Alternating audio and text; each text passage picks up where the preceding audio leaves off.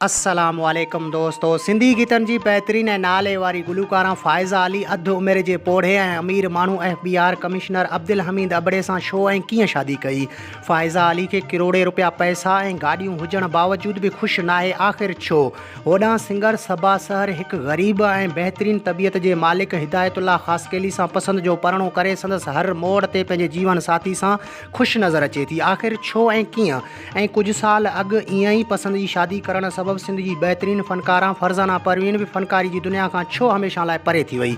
तफ़सीली ॻाल्हि ॿोल शुरू करण खां पहिरियां जेकॾहिं तव्हां असांजे यूट्यूब चैनल ते नवां आया आहियो त महिरबानी करे असांजे यूट्यूब चैनल खे सब्सक्राइब करे घंटी बटन ते क्लिक करे ऐं नोटिफिकेशन ऑल करे छॾींदा। हलूं था पंहिंजे मेन टॉपिक तरफ़। त सिंध जी बेहतरीन गुलकारा फ़ाइज़ा अली कुछ साल अॻु FBI कमिश्नर अब्दुल हमीद अबड़े सां पंहिंजी राज़ ख़ुशी सां शादी कई।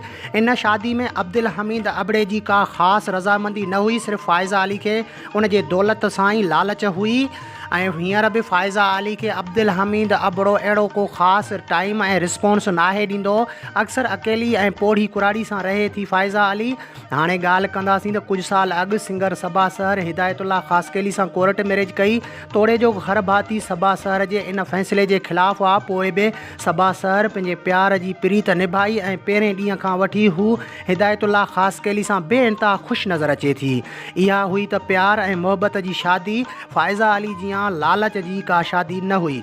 हाणे ॻाल्हि कंदासीं त काफ़ी टाइम अॻु वक़्त जी बेहतरीन फनकारा फरज़ाना परवीन भी एक पुलिस एहलकार सां पसंद जी शादी करण सबब फनकारी जी दुनिया के हमेशा जे लाइ अलविदा करे एक बेहतरीन हाउस वाइफ बणिजी वई ऐं अॼु ॾींहं ताईं कंहिं टीवी या मोबाइल स्क्रीन ते नज़र नाहे आई। वीडियो पसंद अचे त असांजे यूट्यूब चैनल खे सब्सक्राइब करे घंटी बटन ते क्लिक करे ऐं नोटिफिकेशन ऑल करे छॾींदा। मिलंदासीं कंहिं नए वीडियो में। तेसिताईं अल्लाह हाफ़िज़।